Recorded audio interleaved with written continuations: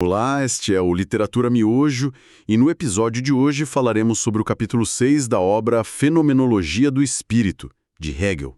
A obra está dividida em 8 capítulos e em cada episódio faremos uma análise separada de um deles. Hoje nosso foco é o 6º capítulo, intitulado O Espírito. E que capítulo, hein? É aqui que a jornada da consciência, que a gente acompanhou nos outros capítulos, sabe? Ela deixa de ser uma aventura, digamos, solitária. E vira uma história coletiva. Exato, uma história coletiva, social. E vamos ser honestos, a palavra espírito, ou Geist, no original, é uma daquelas que quando a gente ouve em filosofia já dá um calafrio. Com certeza. Parece algo místico, etéreo, sei lá, um fantasma na máquina. Mas pelo que entendi das nossas fontes, Hegel está falando de algo bem mais pé no chão, não é? Muito mais. Para Hegel, o espírito não é uma entidade sobrenatural, nem nada disso. Pensa nele como o sistema operacional de uma sociedade. Boa analogia. É a cultura, são as leis, a linguagem, as tradições, as instituições. É toda essa rede invisível de significados que conecta a gente e nos transforma de um monte de eus individuais num nós coletivo. Certo. É a substância da vida social. E neste capítulo, Hegel nos conta a biografia dramática desse espírito, começando lá atrás, na Grécia Antiga. Ok, então o ponto de partida é o que Hegel chama de mundo ético grego, que ele parece ver como uma espécie de unidade, uma unidade bonita, mas tragicamente instável. Perfeito. Instável é a palavra-chave. Ele descreve uma tensão fundamental nesse mundo, uma oposição entre duas leis que estão, em rota de colisão. Que conflito é esse? É o coração da tragédia grega. E Hegel captura isso de um jeito brilhante. Ele identifica duas forças, duas leis que governam a vida. A primeira é a lei humana. Certo. É a lei da cidade, da polis, do Estado. É a lei da praça pública, do debate, da política. Ela é universal, todo mundo conhece, opera à luz do dia. E Hegel associa ao princípio masculino ao irmão que deixa o lar para se tornar um cidadão. Para participar da vida da comunidade. Exato. E qual é a contraparte disso? Imagino que seja algo mais interno, privado. Exatamente. A contraparte é a lei divina. Essa não é a lei que está escrita nos livros do governo. É a lei da família, dos laços de sangue, do culto aos ancestrais. A lei do lar. A lei do lar, das tradições que a gente não questiona. Ela é individual, subterrânea, age nas sombras da consciência, sabe? Representa os deveres sagrados que temos com a nossa linhagem, como os rituais fúnebres. E Hegel a associa ao princípio feminino, a irmã que fica no lar como a guardiã silenciosa dessa lei. Então ele está estabelecendo uma oposição de gênero quase arquetípica aqui. O homem público e a mulher privada. Mas ele não diz que uma lei é melhor que a outra, certo? As duas são válidas. Igualmente válidas, igualmente poderosas. E essa é a armadilha. Aí que mora a tragédia. Nenhuma é superior. As duas exigem lealdade absoluta. A consciência ética grega vive nessa harmonia tensa, obedecendo às duas. O problema começa quando ela precisa agir, e essas leis dão ordens conflitantes. Tipo em Antígona? Isso não será enterrado. Mas a Antígona, que é a voz da lei divina, responde: eu tenho que enterrar meu irmão. É meu dever sagrado. E não tem meio termo, não tem uma saída fácil. Ao obedecer a uma, ela inevitavelmente transgride a outra. E aí se torna culpada. É uma situação sem vitória possível. Hegel tem uma frase sobre isso que é cortante. Ele diz: pelo ato, a consciência de si torna-se culpa. Uau! O simples fato de agir, de tomar uma decisão, já te condena. Não existe inocência, porque as duas forças são absolutas. Se a Antígona obedece ao rei, ela trai os deuses e a família. Se obedece à família, trai o Estado. E a lei que foi violada, ela não desaparece, ela se vinga. E o resultado dessa colisão é a destruição total, a ruína. A ruína de todos, Do Creonte, que perde a família, da Antígona, que perde a vida, e o mais importante para o Hegel, a própria harmonia do mundo ético se desfaz. Nenhuma das potências pode vencer sem se destruir e destruir a outra. O que Hegel chama de destino é essa força que devora os dois lados. Mostrando que aquela unidade inicial da Grécia, na verdade, já tinha semente da própria destruição. Já nasceu condenada. É uma imagem bem desoladora. Se essa unidade original se desfaz, o que sobra fica um vazio, um sentimento de não pertencer mais a lugar nenhum. Exatamente, um sentimento de estar perdido num mundo que não faz mais sentido. E a palavra que Hegel usa para isso, e que vai marcar toda a modernidade, é alienação. Certo. Com o colapso do mundo grego e a ascensão do Império Romano, com suas leis abstratas e impessoais, o indivíduo se desconecta da substância social. O espírito se torna alienado de si mesmo. Na prática, para Hegel. Pensa naquela sensação que muita gente tem no trabalho ou até nas redes sociais. Você participa de um sistema gigante, segue as regras, mas sente que esse sistema é uma força externa, que não te representa, que opera com uma lógica própria, indiferente a você. Entendi. Essa cisão, essa quebra entre o eu e o mundo. Essa cisão profunda. O Estado e a riqueza se tornam os novos poderes que governam tudo, mas eles parecem coisas estranhas, opostas à consciência individual. E essa nova realidade cria, imaginam, um novo tipo de conflito interno para as pessoas, né? Novas formas de se posicionar nesse mundo. Precisamente. A consciência se divide em duas posturas principais, a nobre e a vil. A consciência nobre é a do heroísmo do serviço. O que seria isso? É a pessoa que se dedica ao poder do Estado, que sacrifica a vontade particular em nome do bem universal. Pensa no funcionário público idealista, no soldado leal. Ela aliena o próprio eu para servir a um bem maior. Ok. E a consciência vil? A vil é a que busca a riqueza. Age por interesse próprio, por egoísmo.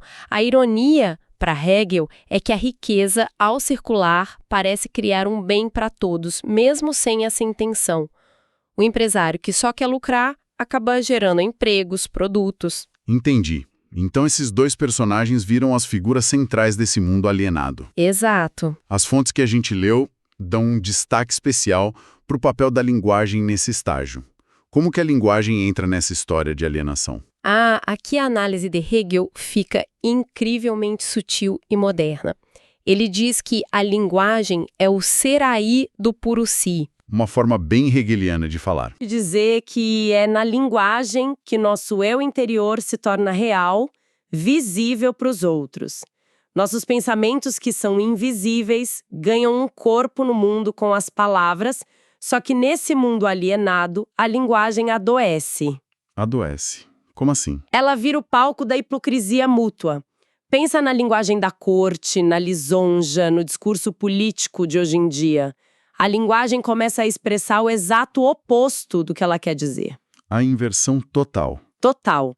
A consciência nobre que serve ao Estado, em seu discurso de sacrifício, na verdade está buscando poder, reconhecimento, se revelando vil.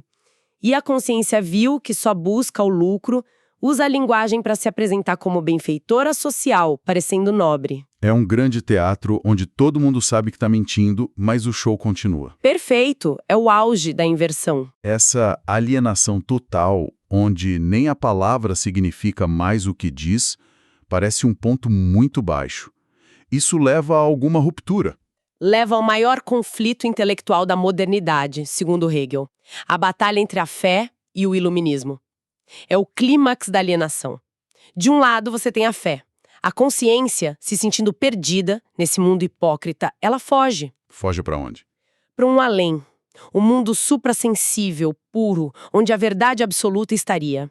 É um afastamento total do aqui e agora. E do outro lado, o ataque. O iluminismo que se recusa a aceitar qualquer coisa que não possa ser vista e provada. Exato.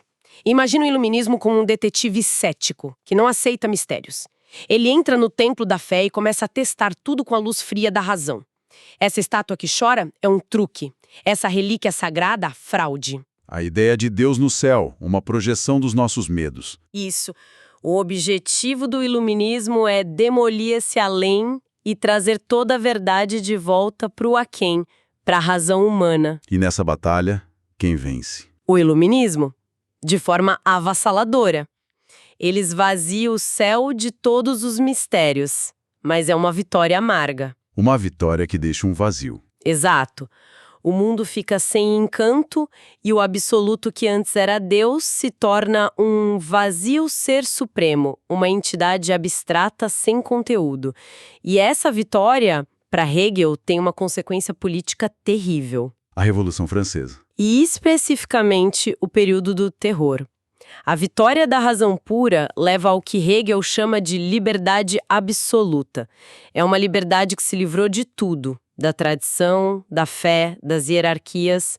É uma liberdade pura, abstrata. E o problema é que uma liberdade que é só negação, que não tem mais nada positivo para construir, Só consegue fazer uma coisa: destruir. destruir qualquer coisa que se oponha a ela, qualquer particularidade, qualquer dissidência. A única obra dessa liberdade absoluta é a morte. É a guilhotina operando em nome de uma vontade geral abstrata, cortando cabeças reais. É a negação sem substância. Mas isso não é um pouco injusto com a Revolução Francesa e os ideais de liberdade, igualdade, os direitos humanos? Hegel joga tudo fora por causa do terror. Essa é uma ótima questão. Hegel não está negando a importância desses ideais. O que ele está fazendo é uma crítica interna, mostrando o perigo de um ideal quando ele se torna tão abstrato que perde contato com a realidade humana, que é concreta, complexa. Ele vê o terror não como um acidente, mas como uma consequência lógica dessa abstração. Exatamente. É um alerta sobre os perigos do universalismo abstrato. Ok, então o mundo explodiu. A tentativa de consertar a sociedade externamente, pela razão pura, falhou de forma catastrófica. O que acontece agora? O espírito simplesmente desiste? Ele faz o único movimento que resta. Recua para dentro de si mesmo. Se a revolução no mundo externo levou ao terror, a revolução agora se torna interna. A gente entra no terceiro e último grande momento do capítulo: o espírito certo de si mesmo. O mundo da moralidade. Isso. E aqui a grande influência, e também o grande alvo da crítica de Hegel, é a filosofia de Immanuel Kant. A verdade não está mais no Estado, nem na fé. Agora, a verdade reside aqui dentro, na consciência individual, no dever puro. A ação correta é aquela feita por puro dever, sem buscar interesse ou felicidade. Exato. Uma moralidade da intenção pura. Crítica de Hegel. Ele mostra que essa visão moral, para não desmoronar, precisa criar uma série de postulados, de crenças que não dá para provar. Tipo o quê? Primeiro, ela precisa acreditar que, no fim das contas, ser moral vai levar à felicidade, mesmo que a gente veja o contrário o tempo todo. A pessoa boa que só sofre e a pessoa má que prospera. Exato. Segundo, como a consciência sabe que ela mesma é imperfeita, cheia de impulsos, a perfeição moral é sempre adiada, projetada para um progresso infinito, um além que nunca se alcança. E o terceiro? Ela precisa postular um sagrado legislador, um Deus, para garantir que no fim dos tempos essa harmonia entre mérito e felicidade aconteça. É uma construção bem instável, baseada em esperanças. Hegel diria que é uma construção que leva, inevitavelmente, à dissimulação, à hipocrisia. A consciência moral estabelece um ideal de pureza que ela mesma sabe que não consegue atingir. Então ela age de forma não moral no presente, mas se consola com a ideia de que está progredindo. Isso. E que no fim a felicidade verá pela graça e não por seus próprios méritos. É uma moralidade que, no fundo, não acredita muito em si mesma. Então passamos da hipocrisia da corte para a hipocrisia da consciência moral. Como que a gente sai desse ciclo? Como o capítulo finalmente se resolve? Ele se resolve numa das figuras mais belas e complexas de toda a fenomenologia, a boa consciência, ou Gewissen, e o perdão. A boa consciência. É o passo além da moralidade do dever abstrato. É o espírito que tem certeza absoluta de si mesmo. Ele não age mais com base numa lei externa, mas a partir da sua convicção interior. O dever é aquilo que a consciência, aqui e agora, sabe e declara como sendo dever. Mas isso parece perigoso? É quase um eu faço o que eu acredito e pronto. Como os outros podem saber se essa convicção é boa ou se é só capricho, egoísmo puro? Esse é o problema central. Para a comunidade, essa atitude pode parecer um mal absoluto. E isso gera o conflito final do capítulo. De um lado, a consciência que age a partir da sua certeza interior, a alma bela. E do outro, a comunidade que julga? Isso, que julga essa ação com base em leis universais rígidas. Mas, ao julgar de forma impiedosa, a comunidade se mostra igualmente unilateral e, a seu modo, má, porque se recusa a ver a complexidade da ação. Chegamos a um impasse final, então. Um juiz inflexível e um ator incompreendido. E o fascinante é como Hegel resolve isso. A saída vem, mais uma vez, pela linguagem. Mas não a da lisonja. É a linguagem da confissão. A confissão. A consciência que agiu, o indivíduo precisa dar um passo à frente e dizer: eu agi com a mais profunda certeza, mas agora eu reconheço que minha visão era parcial, que minha ação não era toda a verdade. Ela se abre, se expõe, esperando reconhecimento. E a outra parte, a comunidade que julga o que ela faz. A comunidade, ao ouvir essa confissão honesta, é forçada a olhar para si mesma. Ela reconhece naquela falha confessada a sua própria fragilidade, a sua própria possibilidade de erro. Ela se vê na consciência que agiu. E nesse momento? Nesse momento de reconhecimento mútuo, ela pode renunciar ao seu juízo duro e abstrato. Ela pode perdoar. E esse perdão é a resolução final. É a reconciliação, a palavra do perdão, o sim que acolhe a confissão. É o momento em que o espírito finalmente se entende. Ele se sabe como uma unidade de vários eus, que são diferentes, mas iguais na sua falibilidade. O espírito, depois de uma jornada longa e dolorosa, finalmente está em casa consigo mesmo. Incrível!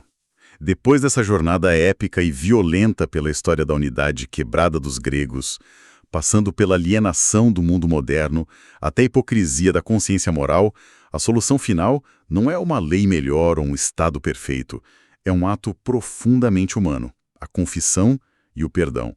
É uma conclusão muito poderosa. É o reconhecimento de que a vida ética não está em regras abstratas, mas na interação viva e às vezes dolorosa entre consciências que aprendem a se reconhecer. Obrigado por acompanhar o Literatura Miojo.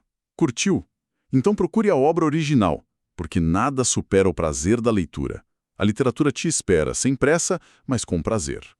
Todas as terças e quintas-feiras, às 10 horas, um novo episódio.